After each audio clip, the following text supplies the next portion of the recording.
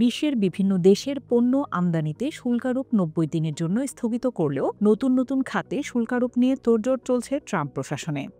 এবার semi conductor সহ পুরো ইলেকট্রনিক্স সাপ্লাই চেন ও ওষুধ শিল্পের দিকে নজর দিয়েছেন প্রেসিডেন্ট ট্রাম্প। এরই মধ্যে জাতীয় নিরাপত্তা শুল্ক বিভাগকে এসব খাতে লাভ ক্ষতি নিয়ে হিসাব নিকাশের নির্দেশ দেন। শুল্ক নিয়ে পরিকল্পনা করছেন তিনি, জানান খুব শিগগিরই ঘোষণা হবে নতুন শুল্ক। একই সঙ্গে চীন থেকে আমদানি করা স্মার্টফোন, কম্পিউটার সহ বেশ কিছু ইলেকট্রনিক পণ্যে শুল্কারোপ নিয়ে দ্বিধা দূর করেন ট্রাম্প।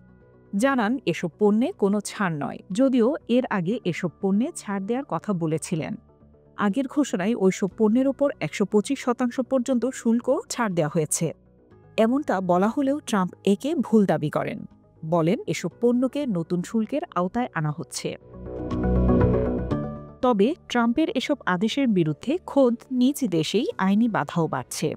স্থানীয় সময় সোমবার শুল্কারোপে ভুক্তভোগী এমন ৫টি ব্যবসা প্রতিষ্ঠানের পক্ষে আইনি advocacy group Liberty Justice Center US court of international ট্রেডে মামলা দায়ের হয়।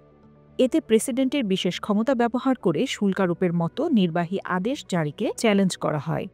বলা হয়, বৈশ্বিক অর্থনীতিতে বড় ধরনের নেতিবাচক প্রভাব ফেলে এমন করারোপের ক্ষমতা কোনো ব্যক্তির থাকা উচিত নয়। এর আগে ফ্লোরিডায় চীনের ওপর শুল্কারোপ নিয়ে মামলা করেন এক ব্যবসায়ী। গেল ২ এপ্রিল বিশ্বের অধিকাংশ দেশের ওপর নতুন করে পাল্টা শুল্ক আরোপের ঘোষণা দেন ট্রাম্প। পরে ন্যূনতম ১০% শুল্ক বহাল রেখে বাকি শুল্কারোপ ৯০ দিনের জন্য স্থগিত করেন। অন্যদিকে ফিলিস্তিনের পক্ষে বিক্ষোভের জেরে হার্ভার্ড বিশ্ববিদ্যালয়ে $২০০ কোটি অনুদান স্থগিত করেছে হোয়াইট হাউস।